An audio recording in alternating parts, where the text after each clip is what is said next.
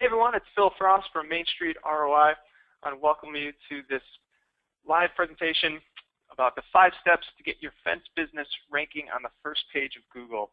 And I want to thank the American Fence Association for organizing this presentation. It's now noon Eastern Time, so I'm going to get started. Just a little housekeeping here. You'll see it should be in the upper right-hand corner of your screen. There's a questions box, and I'll be doing live Q&A throughout this presentation. So if you have a question, you can just type that right into the questions window, and I'll see those come up. I'll answer those as they come in if it's relevant to the slide I'm on. If it's not relevant or it could wait, then I will wait until the live Q&A at the end.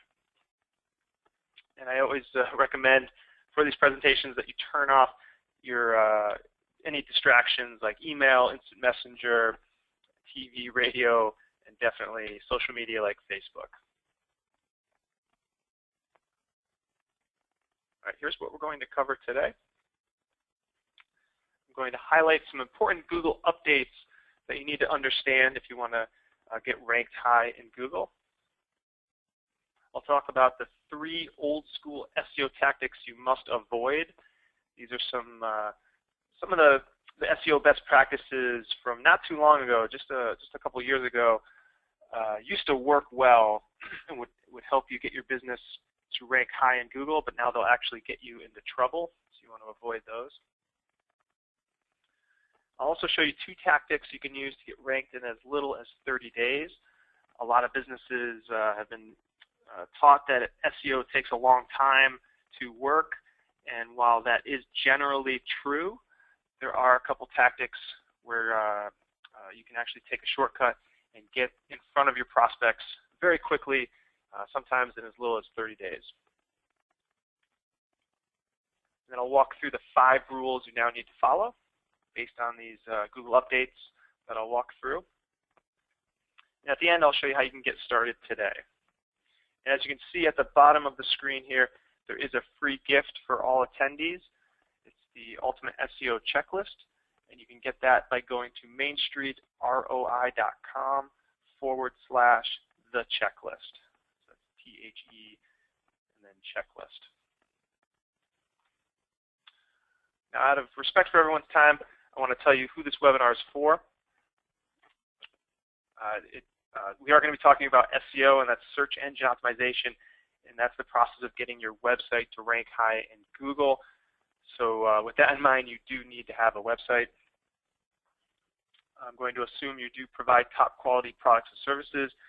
As you'll see in this presentation, Google's only interested in ranking legitimate and established businesses that are providing quality services. You want to be recognized as the #1 provider, and you want to know what it takes to get ranked #1. And most importantly, you're willing to take action. And you can see in parentheses there, consistent action, because this is not a one-time marketing tactic. It does take consistent effort on a monthly basis. Now, this webinar is not for you if you just want to trick Google into giving you the #1 spot.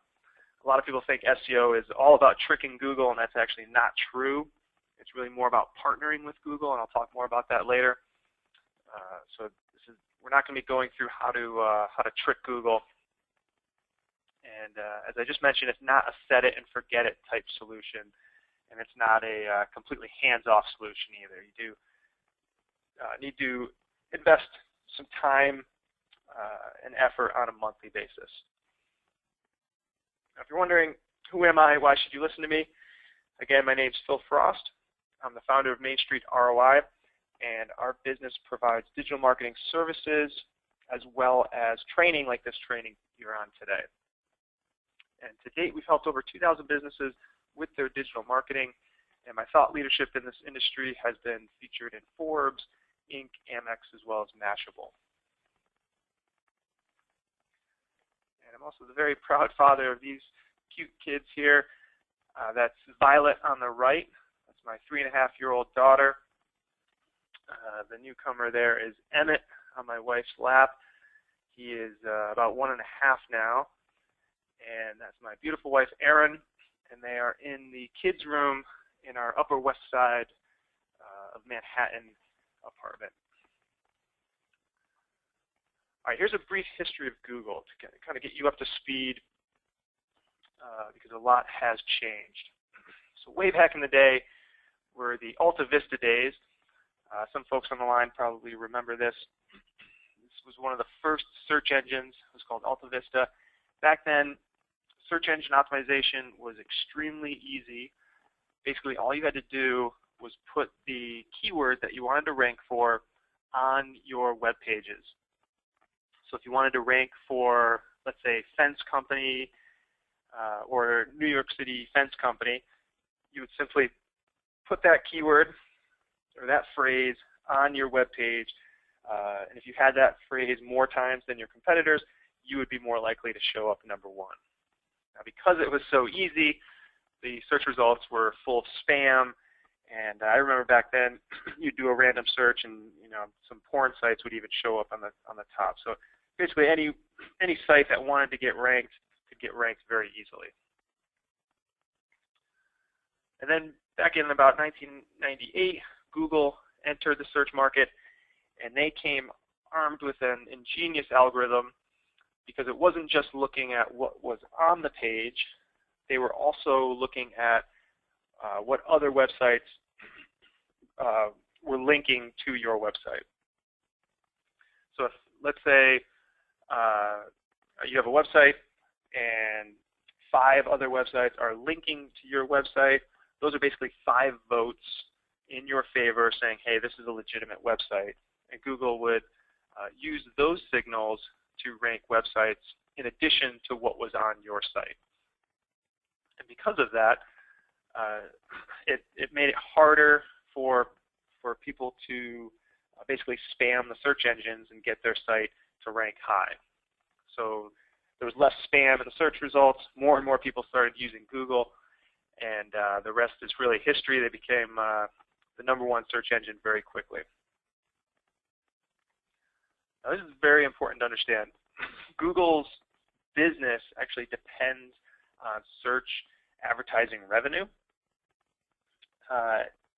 So the vast majority of their revenue is from the people clicking on ads in Google.com. So if you do a search, let's say you go to Google.com and search New York fence company, you'll see there are organic listings. Those are the non-paid results. And then there are some businesses that are advertising. And Google's revenue, the majority of it actually comes from people clicking on those ads.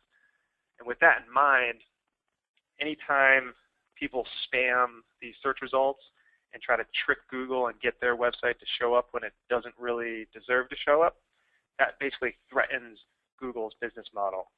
Because when users go to Google and they click on a website and it's not what they expected, they basically get tricked, then they lose confidence in Google and they'll go and use other search engines like Bing.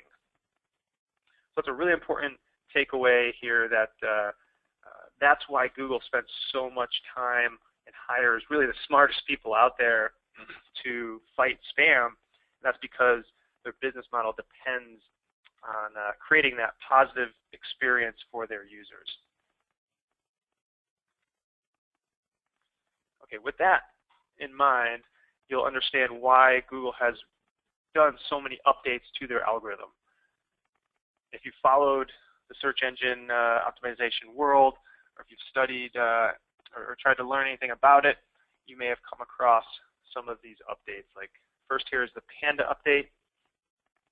With this update, Google was trying to get rid of websites that gave a bad user experience, and that might be just really low quality content on the site. It might be just a hard to navigate website. If you have that, if you have poor quality content or poor navigation, then you would have gotten penalized with the Panda update. And with that update, a lot of businesses lost first page rankings. Next was the Penguin update. And I mentioned earlier that Google's algorithm looks at how many other websites are linking to your website. And now that you understand that, a lot of people would try to trick Google and get their website to rank high by creating their own links to their site. They would go out and build, let's say, a blog, and then have that blog linked to their website. And if you do that, let's say 100 times, you can see how that would be one way to create your own links and unnaturally make it look like you're a popular website. Google figured that out, came out with the Penguin update, and a lot of businesses, again, lost those first page rankings. The third update that you should be aware of is Google+, and that's Google's social media platform. It's kind of their answer to Facebook's domination of social media. And with that update, it really highlights how Google is starting to use social signals in their algorithm. And the final update here was called the Hummingbird update. And that was actually Google completely overhauled their algorithm, and now they understand context and synonyms. So if you think about it, as humans, we understand what it means when someone says, "What's the best place to eat near me?" We can figure out, based on context and synonyms, what that phrase means. But for a computer program like Google, that's pretty hard to figure out. It's hard to know that best place to eat near me actually means what are the best restaurants near me. So rather than having a page optimized for best place to eat near me, you really just need to have a page optimized for best restaurant. We'll talk more about that later. Okay, so now that you understand those updates, I'm going to talk about the 3 old school tactics that you must avoid. So these are tactics that used to work, but now will just get you into trouble. The first one here is over-optimized web pages. You really want to write naturally on your websites. If you've studied SEO, you might think that you need to write for the search engines. For example, you may have heard of terms like keyword density, and that's how many times the keyword shows up on your page. And I'd actually recommend against thinking in terms of keyword density and really just focus on writing naturally.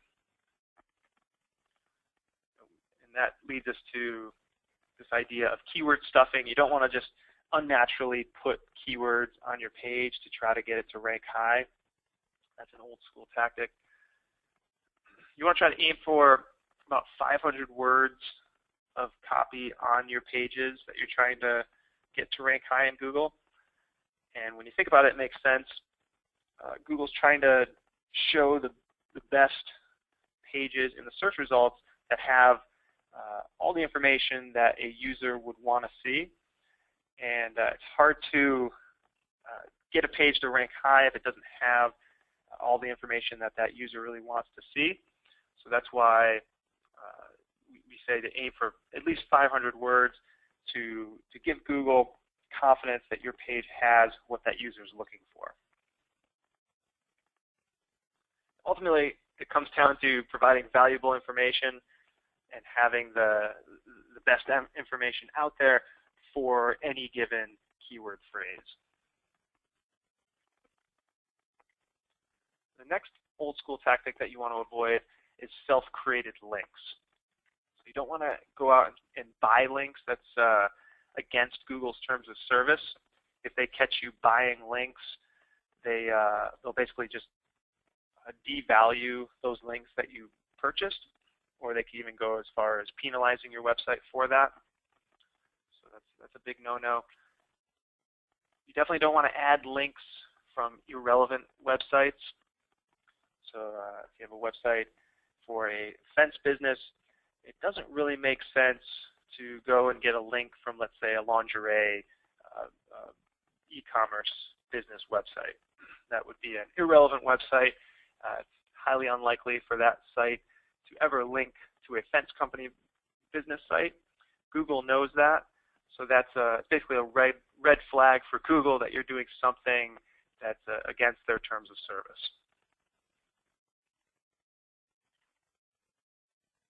Now this next bullet here is about anchor text. If you're not familiar with that, I'll quickly give you an example. You can see in the parentheses there that I put fence company as a blue underlined phrase, and when you're online, typically that means that's going to be a link. And that phrase, fence company, since that is the link, that's called anchor text. That is something that Google looks at.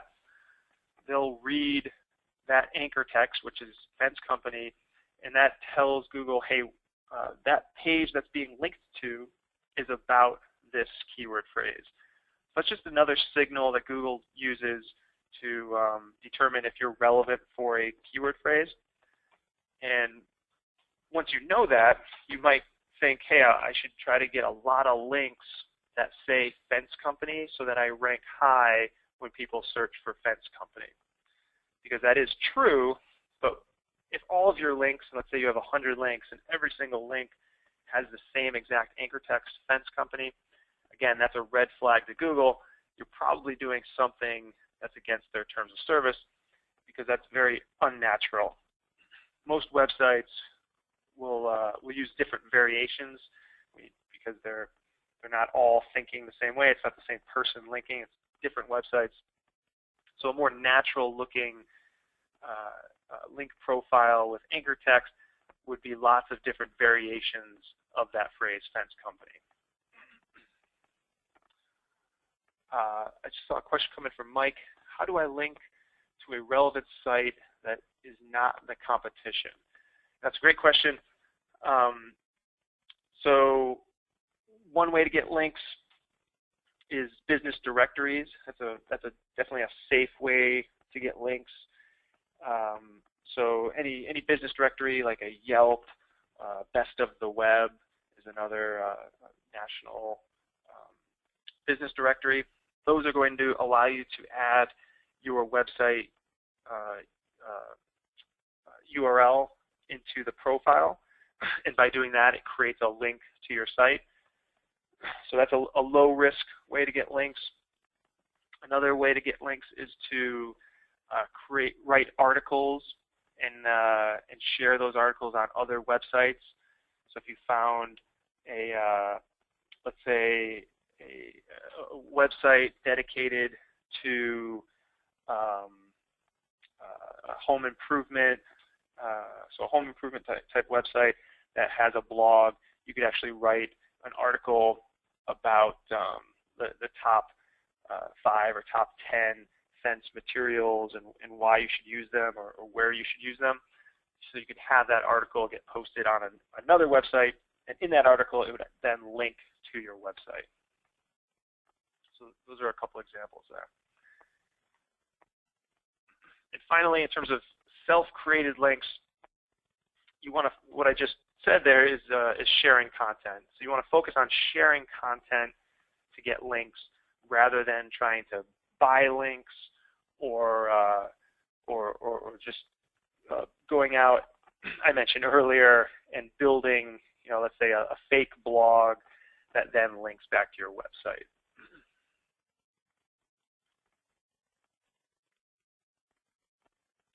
All right, let me see here. Another question from Mike.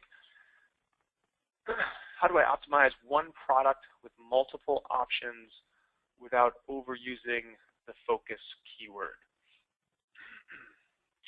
Mike, if you could just clarify what you mean there, and then I can get to that during the live Q&A. Okay,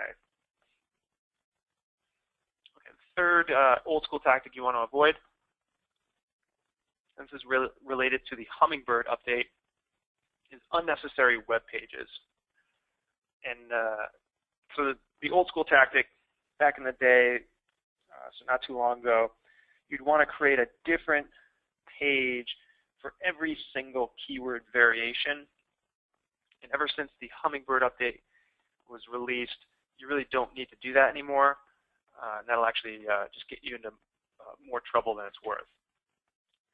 So the way you want to go about this is you want to create just one page and optimize just one page on your site for what I'm calling a keyword theme. And a keyword theme would just be similar phrases that have the same intent. So in terms of intent, think about what is it that that person is searching for. And if they're all searching, if you have a handful of keywords and the person is really looking for the same exact thing for all of those keywords, that would just be one keyword theme. Again, you don't want to create multiple pages for similar keywords. And, similar keywords would be plurals or similar intent. And the example here would be someone searching for fence company in NYC versus someone searching for NYC fence company. As you can see, the intent behind both of those keywords is the exact same. In both cases, they're looking for a fence company in New York City. So you would just have one page that would be optimized for both of those keywords. All right, so there are some SEO predictions I want you all to be aware of. Google's, with 100% confidence, I can say this: Google will just continue to fight SEO spam because it threatens their business model, as we mentioned earlier. Avoid keyword stuffing. You definitely want to avoid unnatural links. That's just an ongoing battle Google's going to have. And you want to avoid unnecessary pages for similar keywords. If you think about it, it's a waste of Google's resources to store a lot of pages in their index. So they're trying, it's just in their best interest to figure out synonyms and keywords with the same intent, and then just have one page that they can show in the search results. Now, if you're not aware already, this is a big one. Mobile and local are huge. This is especially true for fence businesses. Local signals are very important. So people who are searching near your office actually are going to get preference over people searching further away from your office. And by that I mean your business has a better shot of ranking high for people who are located near your actual physical location. So those are local signals, and having a mobile optimized website is absolutely critical because so many of your prospects are now searching on mobile devices rather than desktop computers. And social signals will become more and more important. With the rise of social media, Google is definitely scrambling to figure out how to incorporate more and more social signals, and that's going to play a bigger role in search engine optimization. With that in mind, SEO, as you can see, is not about tricking Google. That's a big takeaway here. It's more about partnering with Google to help their users. And that's really the mindset you want to be in. Don't be in the mindset that you want to trick Google. You want to instead partner with Google, help Google to show your website high in the search results because you'll have the best information for that searcher. And SEO is really reflecting the real world. That's kind of the direction it's going in. So if you want, in the real world, every business wants to have a lot of buzz. You want people talking about your business. You want people referring and sharing information about you. And the same thing is true online. You want people talking about you, let's say in social media, sharing information and linking to your business. That's going to help your SEO. Reviewing your business online. Those are all the important factors. And I think the analogy here of how you want things to work in the real world, translate that into the online world, and that's really again, the mindset you want to be in versus just tricking Google. So I went through all that basically because of this quote from Wayne Gretzky: "A good hockey player plays where the puck is, and a great hockey player plays where the puck is going to be." So if you want to be successful with SEO, and SEO does change pretty rapidly, you need to know where SEO is headed, and that's why I went through the history of Google and a little bit about my predictions in terms of where SEO is headed. And now we'll dive into the 5 rules. So I call these the 5 R's to make it easier to remember. And the first R here is research. And Ashley, I see you posted a long question, and I will get to that in the Q&A. And by keyword research, or sorry, by research I mean keyword research. With SEO, a keyword is whatever that person is typing into Google's search box. And you might have an idea of what people are searching, but you want to figure out, there's probably some phrases that you're not aware of. And there's a free tool that you can use. It's called Google's Keyword Planner tool. If you go to Google and just search for Keyword Planner tool, it should be the first result. And you'll want to click on that. And it works similar to a thesaurus. You'll type in some keywords that you think people are searching for, some obvious keywords like fence company, fence business, company to install fences, whatever you can think of off the top of your head, type those into the tool, click search, and then you want to scan the results to see all of the relevant keywords that you want to rank for. And you can see here you want to look for keywords that have search volume greater than 0. If they have a search volume of 0, that basically means no one or very few people are searching for that keyword. And you also want to focus on what I call buying intent. Here's an example of that. 2 keywords here, fence company in NYC versus how to choose the best fence. Both are relevant for a fence business. However, there's much more buying intent for the first one, fence company in NYC. That's someone who's looking to hire a fence company. Whereas the person searching how to choose the best fence may or may not want to hire a fence company. They could be a do-it-yourselfer, and they're just doing research online, and ultimately they're just going to buy the supplies and install it themselves.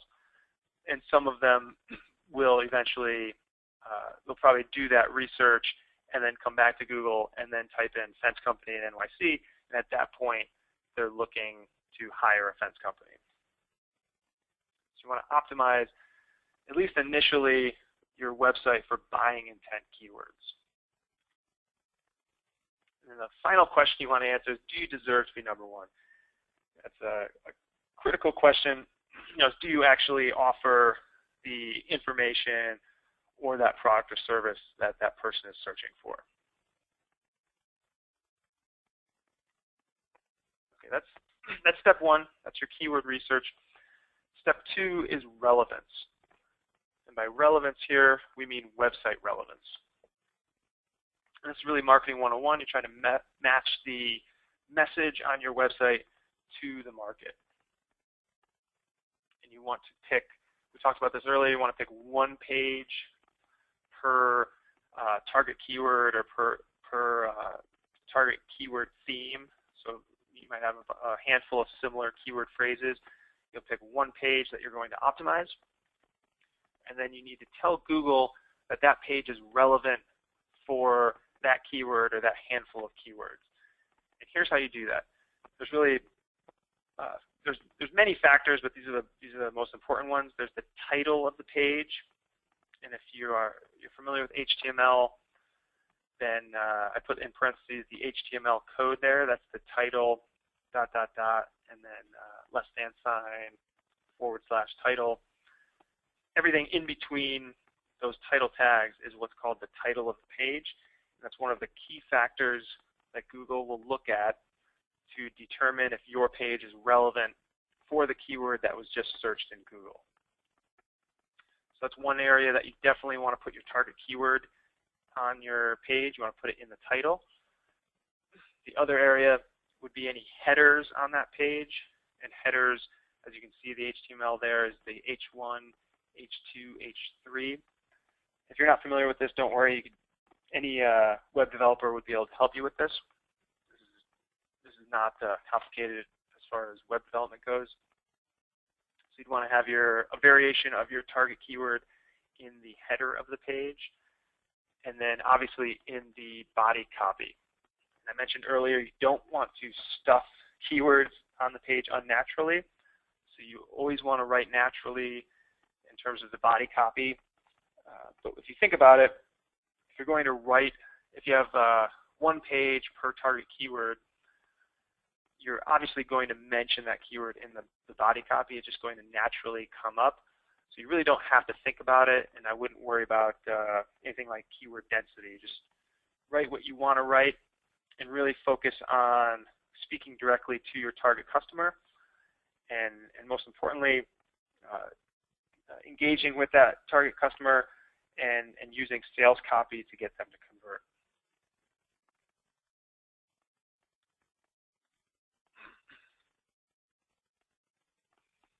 Now with that, the golden rule of relevance here is you want to create a web page that you would want to find if you were the one actually searching that keyword that you're trying to rank for.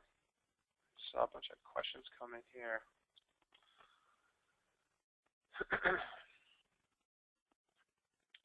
Leo asked, what is local signals? And that was something I covered earlier.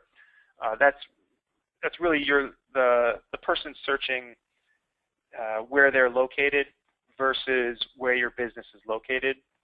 There's going to be, that's factored into the search algorithm, is your, basically the geography.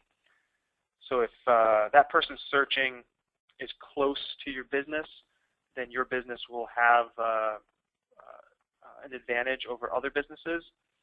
Whereas if someone is searching and they're really far away from your business, that is a disadvantage for you trying to rank high for that that particular searcher.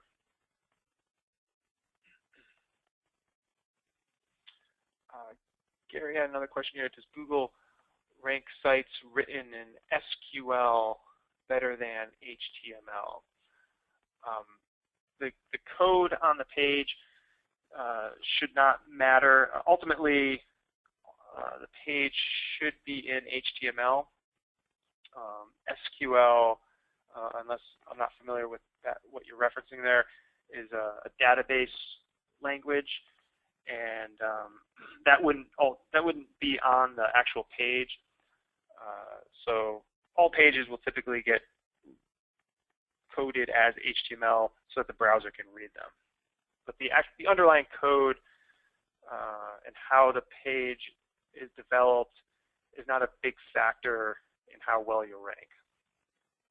We can talk more about that in the live Q&A.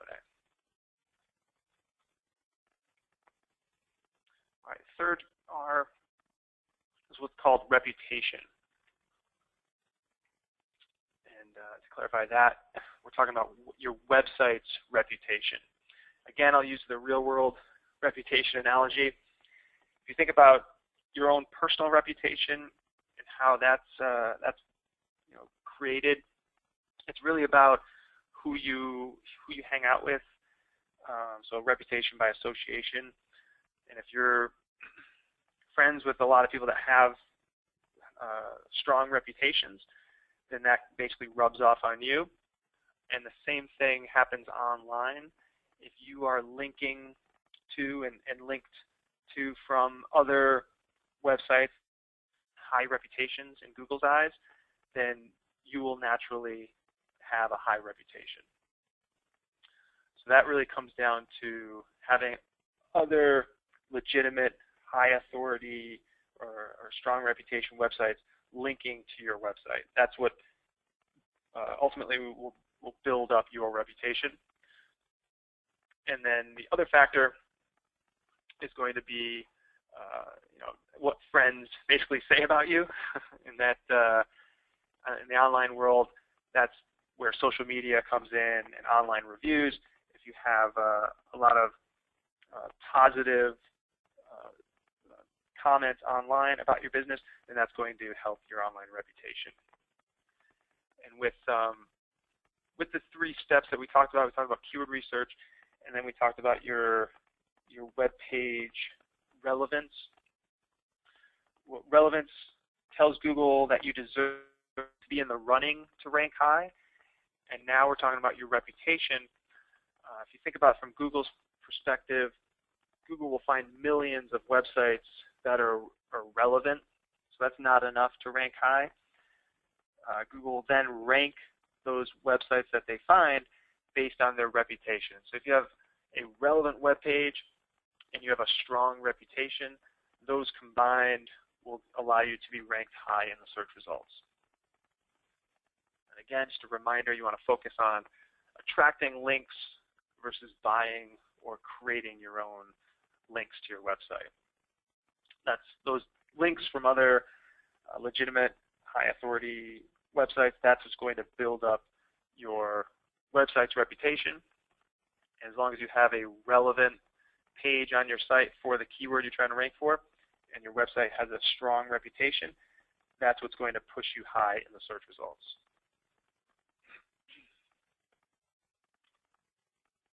All right. Now that you understand the first 3 steps, I'm going to reveal the 2 tactics that can get you ranked in 30 days or less. The first tactic here is called Piggyback SEO. And what you're going to do is piggyback on other high authority websites. I have a couple examples there like YouTube or PR Web. Those are just examples. There are many websites out there that have already built up their reputation, and you're going to piggyback on that to get your business on the first page of Google.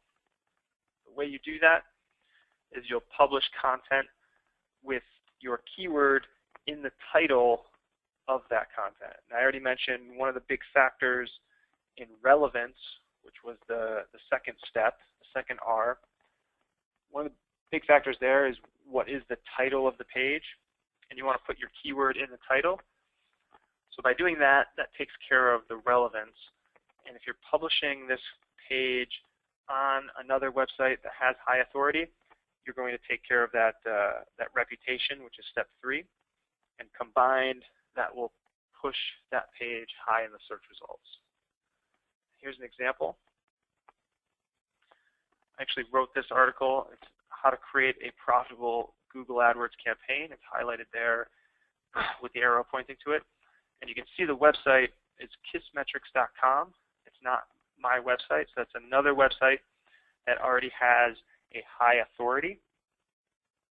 And you can see the search term way at the top here. This is Google, how to create a Google AdWords campaign. That phrase is in the title, how to create a Google AdWords campaign. So that is a relevant page, and it's on a website that has a high reputation, strong reputation.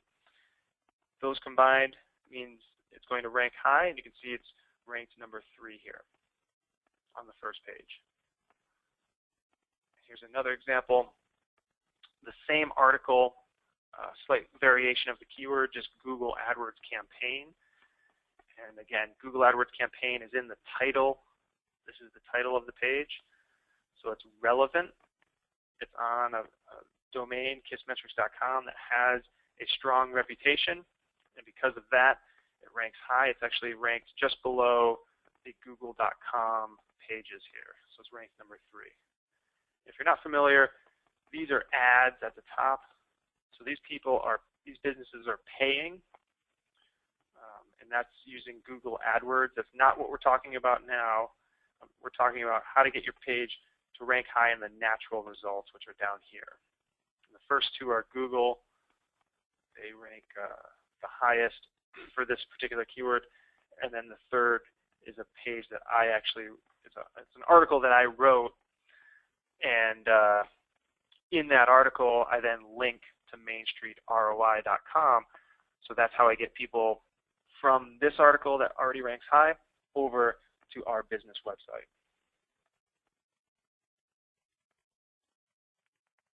So that's the first tactic. That's piggyback SEO. You're piggybacking on a website that already has a strong reputation.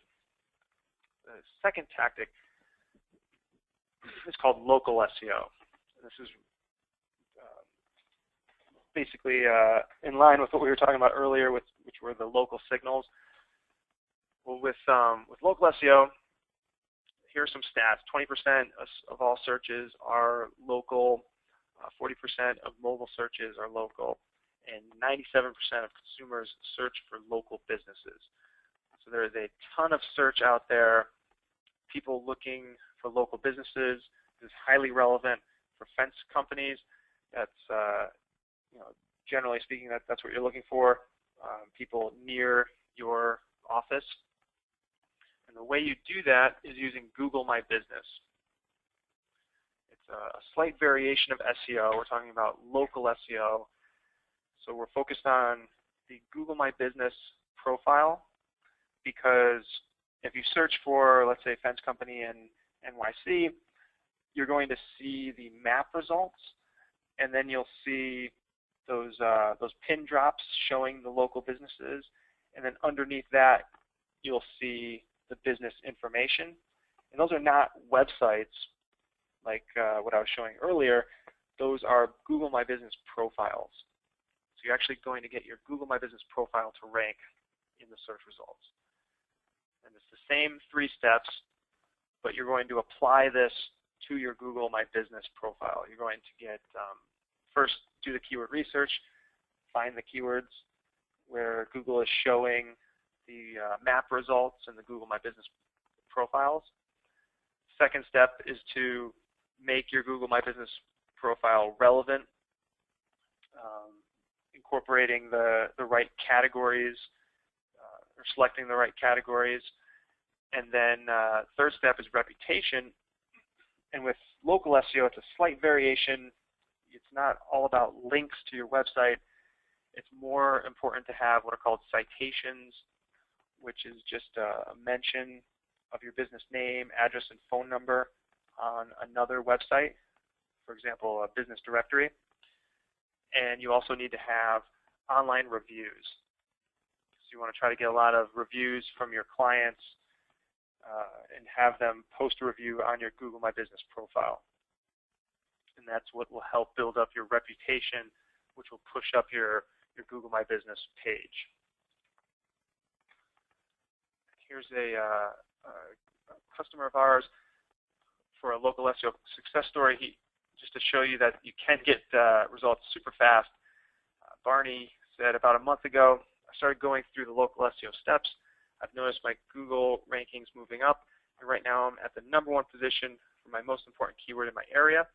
I'm now receiving phone calls for my listing, and I just started working on a project that came in directly from Google Plus Local,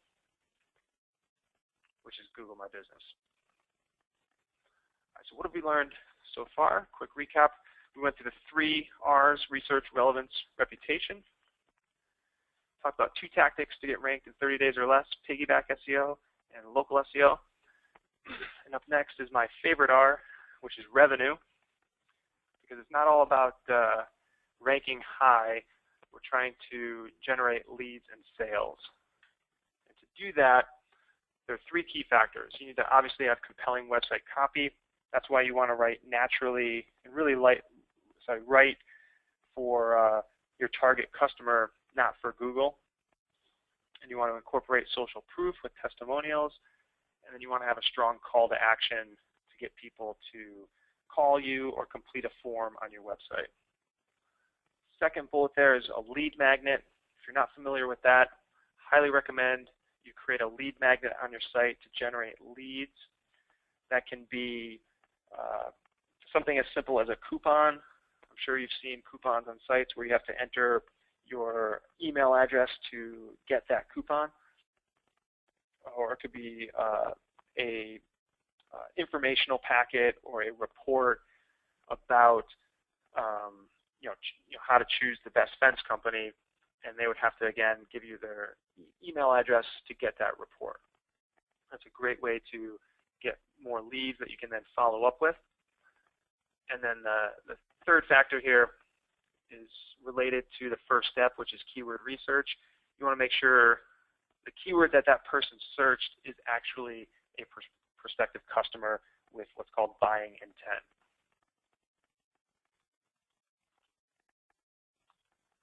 And finally, with track your return on investment. And if you haven't already, I highly recommend you install Google Analytics. That's a free analytics tracking tool that will tell you how much traffic you're getting from your SEO, as well as how many conversions you're getting. And that's how you'll be able to track your return on investment for SEO. All right, the fifth and final R is responsibility. And by that I mean ultimately who is responsible for your SEO, who on your team, or if you're going to outsource that to an agency. I want to remind you that SEO is not a set it and forget it strategy. It is going to take ongoing work to get ranked high and then to stay ranked high. And I always recommend that you delegate this only after you understand SEO. And by attending this training, you now have a good base understanding of SEO. And that was really my goal here for anyone that is looking to delegate. You want to have that understanding of SEO so that you know who to turn to if you are looking to get help. And I mentioned Google changes pretty fast. And a lot of people freak out about Google updates. The reality is there's going to be a Google update just around the corner. There always is. And what I hope you get out of this training is that Google updates are really opportunities. You shouldn't freak out when Google announces a new update. It's really an opportunity because what Google's going to do is get rid of the businesses that don't belong to be ranked, don't belong on the first page of Google. They don't deserve to be ranked high, and that just gives you another opportunity to move up in the rankings.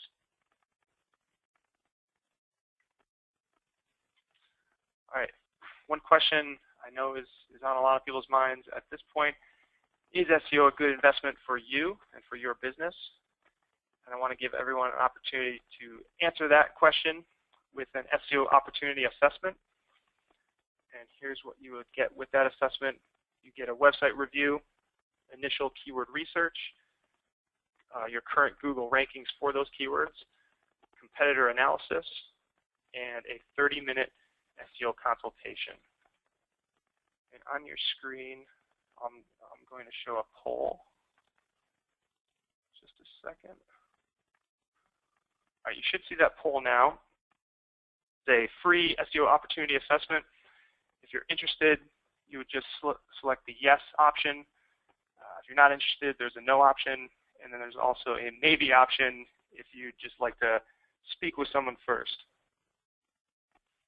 I'll leave that up for just 5 more seconds here. I see some people are still answering. So again, this is a free opportunity assessment to determine if SEO is a good investment for you, and also includes that 30-minute SEO consultation to go over that and explain our findings. All right, so I'm going to close this down. 3, 2, 1, close. And with that, I wanted to end with just a client testimonial here from Jordan Conover, who's also a fence business owner, just so you can see what some folks have said about our services.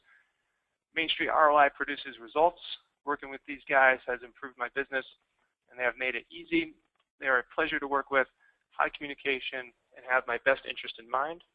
Most importantly of all, I never feel like I'm talking to a hired gun. When I email these guys, I value and consider them a part of my team.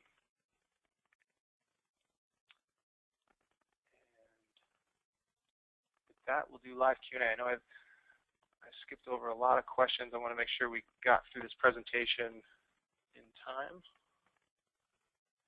And we've got 10 minutes here for Q&A. All right. So So back to Mike's question here, right at the beginning. I know I skipped over this. How do I optimize one product with multiple options without overusing the focus keyword? And then Mike, you clarified focus keyword is picket fence, and the options are cedar, treated, scalloped arch. Okay, thank you for clarifying, Mike. So that one keyword, picket fence, has different options like a cedar picket fence or a arched picket fence. Now that I understand it, you actually have lots of different products, and rather than focusing on that one keyword picket fence, you want to focus on the end product, which let's just say is a cedar picket fence, and you want to optimize your cedar picket fence page for the keyword cedar picket fence. Or you'd want to do the keyword research and find, what are people actually searching related to cedar picket fence, and then optimize that page for that. And then you'll have another page that's the arched picket fence, and then another page for scalloped picket fence. And for each individual page, you want to do your keyword research, find the ideal keyword to optimize for, and then again put that in your title, put that in their headers, and make sure the body copy on that page includes that keyword.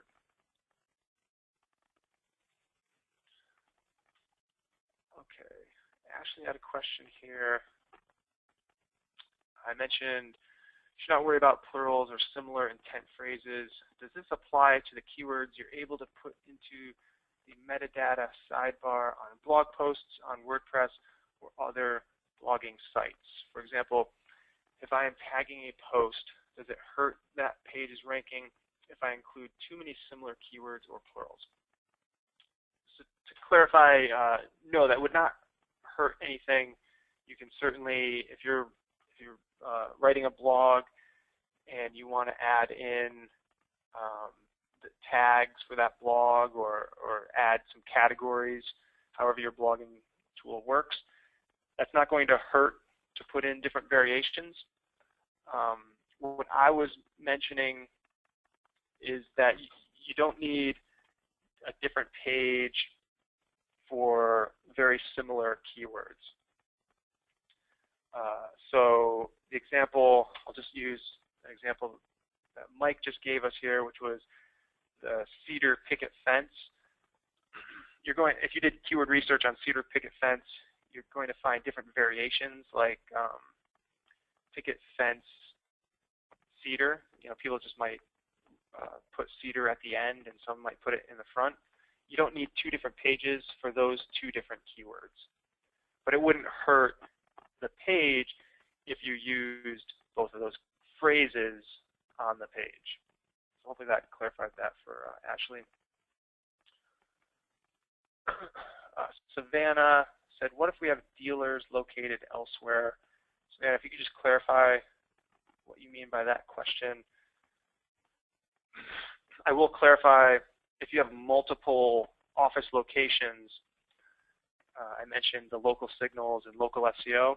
Well, to get ranked high, and if you have multiple locations, multiple offices, then you'd want to create a Google My Business profile for all of your different office locations.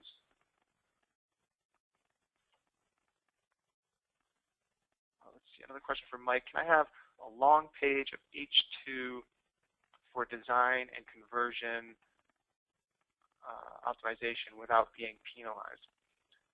Mike, I'm sorry to ask you to clarify again, but I'm not sure what you mean by a long page of H2. To clarify what an H2 is, that's a header tag, and typically for headers, that wouldn't be it would just be, let's say 3 to 8 words is typically like a header on a page. So you wouldn't have a full page that's an H2. John said, if I have bad reviews on Google, is there a way for me to get them removed? Unfortunately, no. I know that's a complaint just by every business. The good news is it's not the end of the world if you have bad reviews. What you want to do is just put some practices in place, put some policies in place, where everyone on your team is requesting your customers to leave you an online review. And obviously you want to focus that on the satisfied customers. So anytime you have someone that says, hey, thanks so much, you did a great job, that's the time to then say, I would really appreciate it if you could go to this page and just leave us a review. People find us on Google, and this would really help us out. So really strike while the iron's hot, and that does require training for your team, and just to make sure you are putting that in place for every happy customer, and that will just crowd out those negative reviews. And at a certain point, people won't see those, so it's not a big deal. But also keep in mind that negative reviews actually help conversions, because people then see that as it's just more legitimate.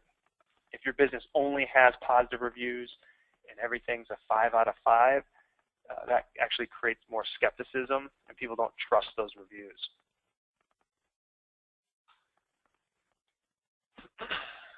Mike asked, will passive voice grammar be considered in the Google algorithm for SEO?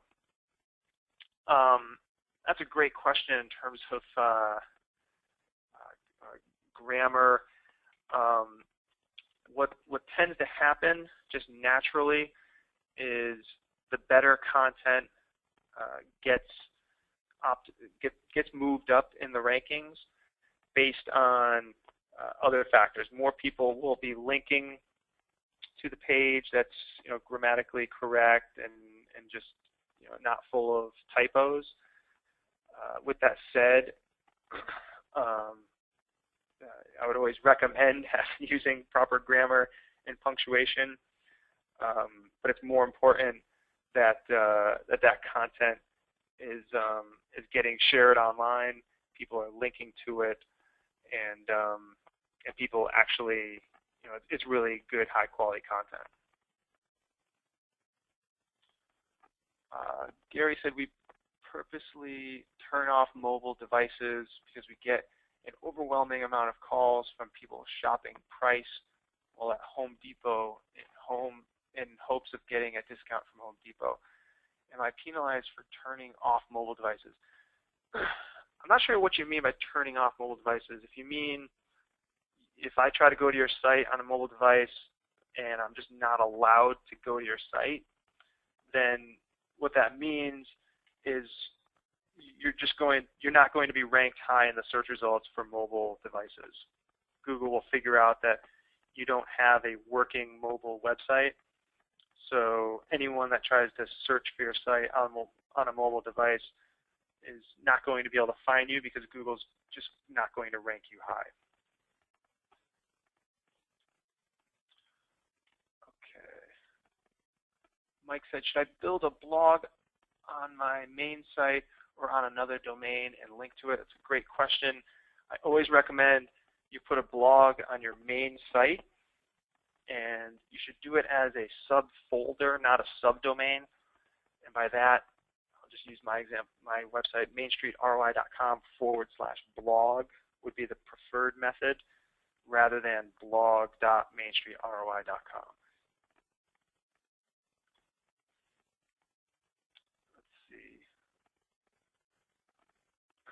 Dylan said, do you have advice for adding cities or geographical information in keywords? Yes. For when you're trying to rank high for people searching for, let's say, a fence company in New York City, you would want to have, obviously, a page on your site optimized for fence company, which is likely your home page. And then in the title of that page, you would want to put the basically whatever will fit in there. Most likely the the city and zip code. So you can put New York, comma 10011 that's just our office zip code. And the reason for that is people do search for both cities and zip codes.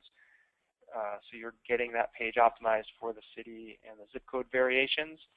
And Google also reads that, and that's just another signal for location, which again, back to the local signals, people who are searching near New York 10011 are going to, our site would be more likely to rank high for those people that are searching near our office. Mike said, is the term near me able to be optimized? No, Google just automatically knows that near me is they're looking for the nearest business. And again, that's a local signal. So Google's going to factor in where that person searching is located versus your office location.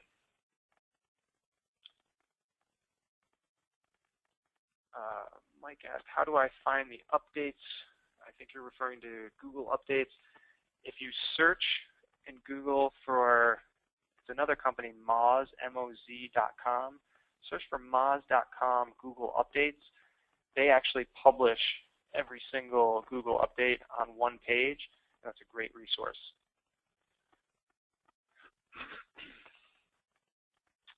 Brandon said, I've had a change in our address and my SEO administrator is reluctant to change it in our Google profile because he says it will affect our ranking negatively. Is that correct? If so, what should we do to minimize the fall in rankings? So if you do change your location, unfortunately, you do have to change that across the board. You're going to likely change the address on your website. As soon as you do that, then it's going to negatively impact your local rankings because there's going to be a mismatch for the website on your, the location on your website versus the location in your Google My Business profile and any directories that you set up. So as soon as you change location and you update that location on your website, let's say your contacts page or in the footer of your website, at that point you really need to update all of your directories, including Google My Business. And that's how you minimize the negative effects. John said, what is CTA? That stands for call to action.